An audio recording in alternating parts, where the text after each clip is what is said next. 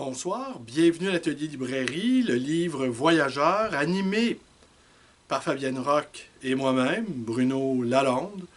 Nous sommes à Montréal le 5 mars 2023. Parfois, les bibliothèques sont une épreuve. Encore ce soir, j'allais vous parler de quelque chose, je ne sais pas si je vais le faire. Je vais vous montrer un certain nombre d'ouvrages.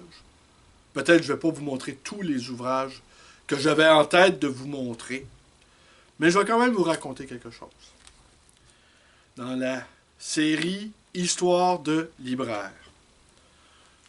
Ce soir, je suis allé rendre visite à la compagne d'un libraire. En tout cas, il a été libraire pendant de nombreuses années, décédé il y a quelque temps.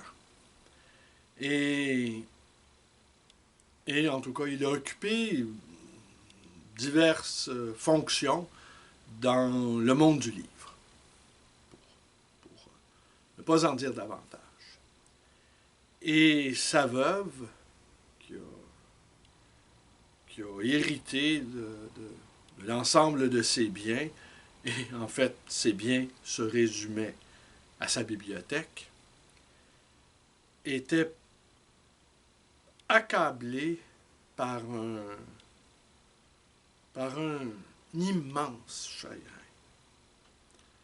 Alors, oui, le psychanalyse des bibliothèques, c'est là aussi où c'est important d'être un bon psychanalyste. C'est qu'un psychanalyste n'est pas là pour avoir une parole compatissante. Il est là pour avoir une oreille compatissante. Une oreille qui entend le plus possible. Et j'étais là, entre autres, pour... et c'est là aussi ce qui est un peu difficile, c'est que j'étais là aussi pour évaluer et acheter un certain nombre de livres.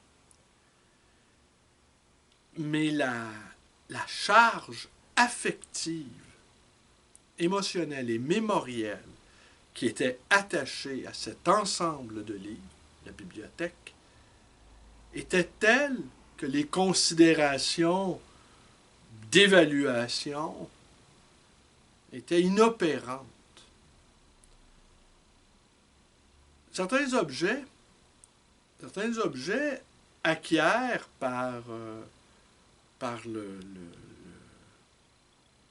certains objets acquièrent pas des qualités de deuil, mais acquièrent des caractéristiques qui s'apparentent à un deuil.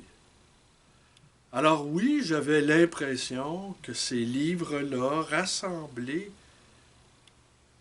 étaient en deuil de leur propriétaire. Je sais bien que c'est une pure fabulation de ma part. Mais le chagrin de cette femme était tellement gigantesque c'est comme si elle transférait ou infusait à ces innocents objets une aura de peine. Tout à coup, ces livres-là étaient gonflés de larmes. Tout à coup, ces livres étaient pas seulement endeuillés, mais portaient tout le chagrin du monde. On regarde une bibliothèque, les titres sont attrayants, certains ouvrages sont fort intéressants, mais là, tout à coup, c'est nimbé par un poids de souffrance. Ce ne sont plus des livres, ce sont des objets transitoires recevant la misère du monde, la misère d'une femme esseulée et ravagée par la perte de son compagnon. Rarement dans ma pratique de libraire ai-je vécu une situation aussi embarrassante. Embarrassante par l'expression d'un chagrin irrépressible, Embarrassante parce que il n'y a aucun mot, il n'y a aucune phrase, il n'y a aucune parole qui peuvent venir éponger la souffrance. Embarrassante aussi parce que les considérations d'ordre pécun, pécunier, pécuniaire rendaient la chose difficile. Tout à coup, on faisait tout à coup, il y avait quelque chose de l'ordre de l'économique qui était introduit dans une vallée de larmes, presque. Et je suis... bon, j'ai convenu avec cette femme que j'allais repenser à certains ouvrages dont je pourrais me porter acquéreur. Et, mais ce qu'elle attendait de moi, c'était presque une validation, si je puis dire, de la qualité de collectionneur de son compagnon. Collectionneur tout à fait méthodique, tout à fait organisé, bref, tout le contraire de moi, là. Quelqu'un de... Ben, il y avait une formation aussi en bibliothéconomie. Alors forcément, et d'archiviste, il ne peut pas laisser une bibliothèque en désordre.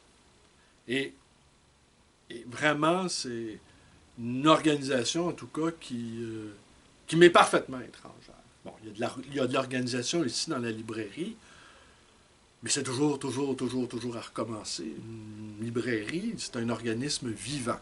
Les gens viennent, repartent, les livres se promènent, certains livres ne bougent pas, mais certains livres font partie de la personnalité de la librairie, de l'aura de la librairie. Et ils sont... on ne s'attend plus jamais à les vendre, on ne s'attend plus jamais à ce qu'ils quittent les lieux pour aller backnoder dans d'autres bibliothèques. Il y a un fatalisme, on les côtoie, on se côtoie, eux et moi, depuis déjà des, des, des années, et on n'imagine pas le moment de la rupture. En tout cas, certains livres qui sont là depuis tellement d'années que je n'imagine pas qu'un jour quelqu'un les achète. Et c'est pas si grave. Ben, il ne faut pas que ce nombre de livres inachetables, ou ils sont achetables, c'est des livres de qualité, mais qui se languissent sur les rayons, il ne faudrait pas que ce nombre de livres-là soit trop nombreux. Ça mettrait en péril ma petite entreprise. Alors, je suis ressorti de ce logis ce soir, accablé. Oui, accablé. Et c'est ça aussi, les bibliothèques ont des personnalités, ceux qui en héritent ont des personnalités, les bibliothèques personnelles ont toute une histoire, toute personnelle, et quand la charge affective est trop puissante, c'est pratiquement, et en plus quand on connaît la personne, c'est pratiquement impossible d'exercer son travail avec la sérénité nécessaire. Ce qui veut dire dose de désinvolture, une dose de... le calcul vient aisément, la réflexion se fait sans... Il n'y a pas de... Il y a pas de... Il y a pas d'intermédiaire, autrement dit. Et c'est la deuxième fois en à peine quelques jours que je vis ça. Il y a quelques jours, bon, je suis allé à Laval avec mon collègue René. Et encore là, le poids de souffrance de la dame qui avait hérité de la bibliothèque. Bibliothèque dont, semble-t-il, les héritiers ne voulaient pas, sauf une petite section consacrée à Maria Chapdelaine. Pour le reste, les enfants n'en voulaient pas. Les enfants jugeaient que cette bibliothèque-là était un encombrement. Et je sais que celui qui l'avait constitué, cette bibliothèque-là, est un passionné d'histoire du Québec. Et que, sans doute, aurait-il souhaité, espéré, voulu que l'un ou l'autre de ses enfants ait manifesté le désir d'en hériter. C'est souvent le cas. Les bibliothèques sont souvent orphelines. C'est une des caractéristiques. Tout à coup, le libraire de défend la bibliothèque orpheline, devient le veuf, l'inconsolé. Hein. Vous connaissez la suite, le poème de Nerval. Le mélancolique, le veuf, l'inconsolé. Et la bibliothèque devient l'orpheline, elle. Et les deux ensemble, le veuf et l'orpheline, eh ben, vont clopin-clopin sur un sentier de larmes, peut-être. Mais, alors ça fait 2 fois en moins d'une semaine, en quelques jours à peine, je suis confronté à la fois au chagrin d'une veuve d'un collectionneur, sauf que ce soir, c'était beaucoup plus costaud comme réaction. Tandis que il y a peut-être une question d'âge ou non, parce que c'était aussi les deux femmes étaient extrêmement éprises de leur compagnon. Et, et les, les grands amours, quand ils se terminent par la mort, ou en tout cas je sais que pour ces deux femmes, leur grand amour auront été ces deux hommes-là, amoureux de livres, eh bien, ça aura été ça leur vie, ça aura été ça cet amour-là. Peut-être, peut-être apparaîtra-t-il à un moment donné un autre compagnon, mais ce compagnon éventuel, futur, qui sait, ne sera jamais capable d'occuper une place pareille ou de... Cette place-là va toujours être prise par peut-être un compagnonnage pourrait être possible, mais il y a des... On ne vit pas 10 grands amours dans une vie. Un ou deux, peut-être. Deux, ça me paraît même beaucoup, mais à la fois, alors, à la fois confronté à l'amour, confronté au chagrin. Par contre, la première, pour elle, de, de disperser la bibliothèque faisait partie du processus du deuil, de, le, de laisser... Elle avait conservé 2 livres. Elle avait conservé deux livres. Une édition pirate du refus global, du manifeste de refus global, et un tout petit livre sur la bibliophilie qui m'a fait fort envie, mais je n'ai pas osé lui demander si elle consentait à me le vendre, publié aux alentours de 1850. Un tout petit livre. Et pour elle, ces deux artefacts étaient suffisants pour conserver la mémoire de ce qu'avait été son amoureux, son compagnon, euh, féru de livres.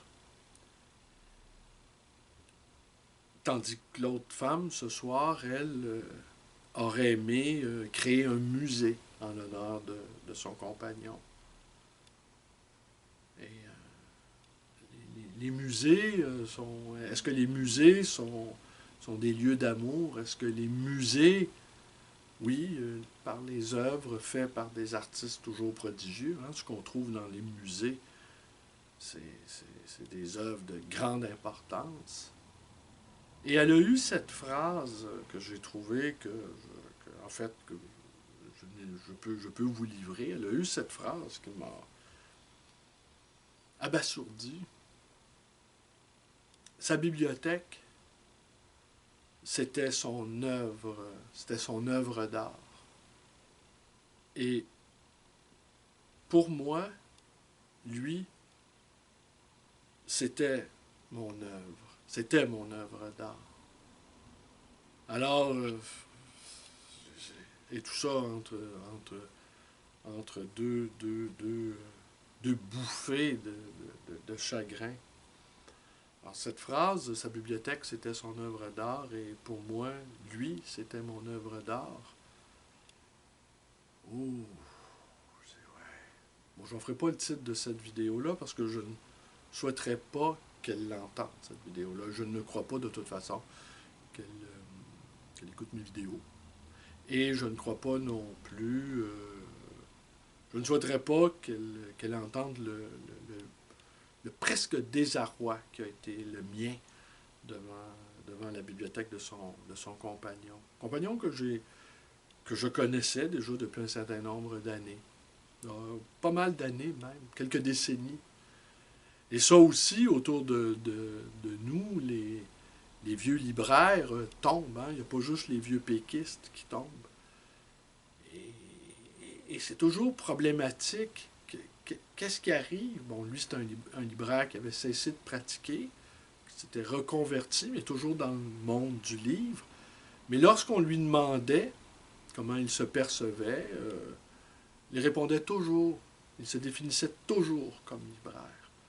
Même si ça faisait longtemps qu'il ne l'avait pas été. Pour lui, libraire, c'était mieux que collectionneur ou archiviste ou relieur ou tous les métiers du livre qu'il a exercés. Pour lui, libraire, c'était la quintessence de ce qu'avait été son activité d'amoureux de livres. Alors, est-ce que je dirais ça de moi-même? Je ne le sais pas. Je vous ai déjà raconté que moi, je ne voulais pas être libraire. Voilà, ça je l'ai raconté souvent, je le dis souvent d'ailleurs. Et pour moi, c'était quasiment dans le pire des scénarios. C'est étonnant parce qu'au fond, je suis un libraire, mais moi j'aurais voulu être un rentier. Voilà, c'est dit. J'aurais voulu n'avoir jamais à travailler. Et lire, écrire si l'envie m'en prend, me promener. Bon, pas aller trop loin parce que je ne suis pas un voyageur. En tout cas, même si la librairie, ça s'appelle le livre voyageur, je ne suis pas un touriste. Ça, je refuse d'être un touriste. L'idée d'être un touriste m'est absolument insupportable. Et je vais quand même assez souvent en France, mais je vais dans la famille de ma femme. Alors, je marche dans les rues de France et je me répète, je ne suis pas un touriste.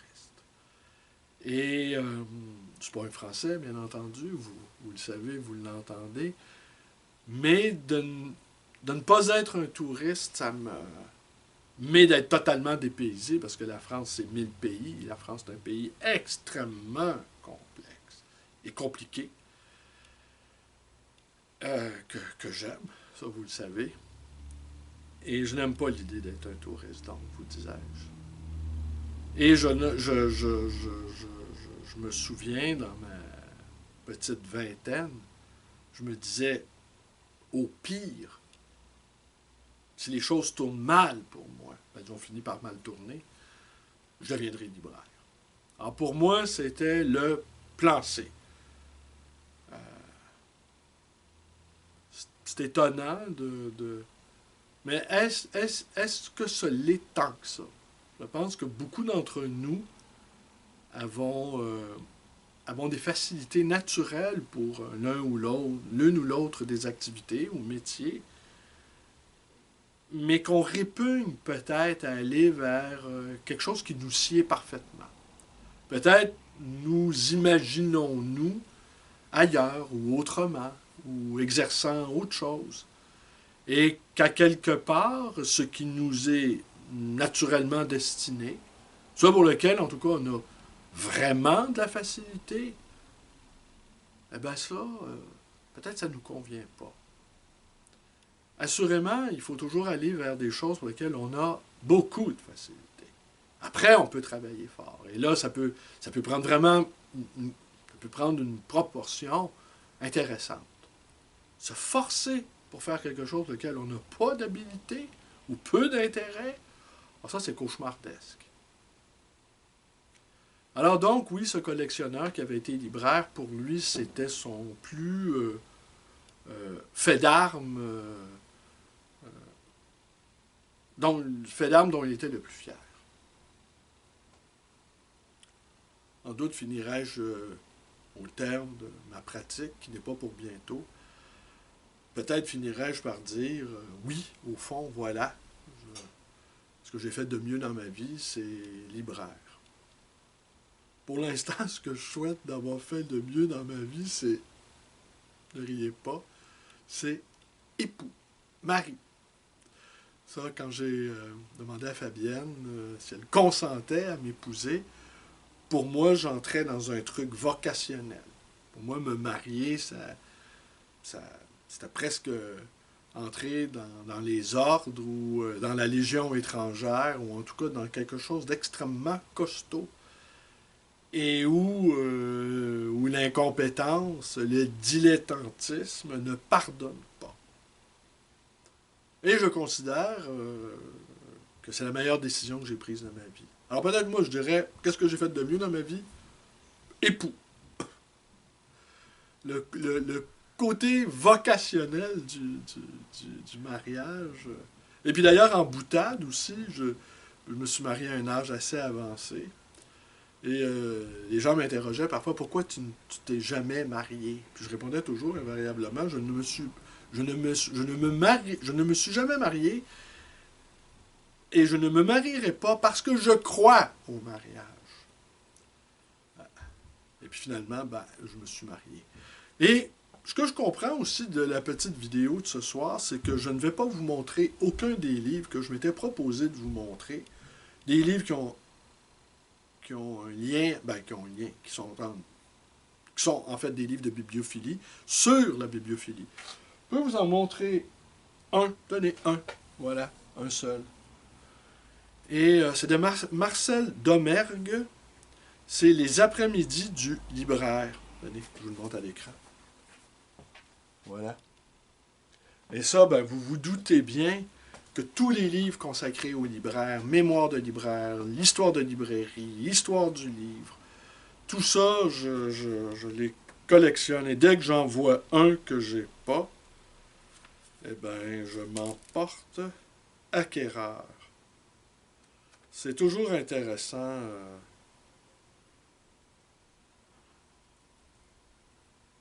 Ouais, foin de ses rigueurs.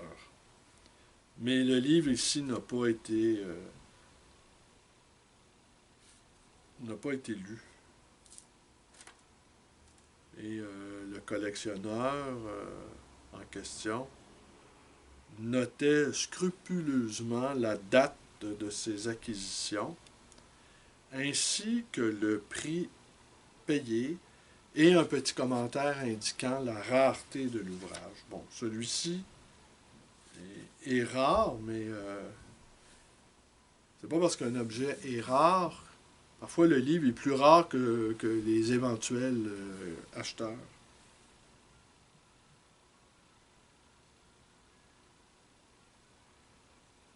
Un paragraphe.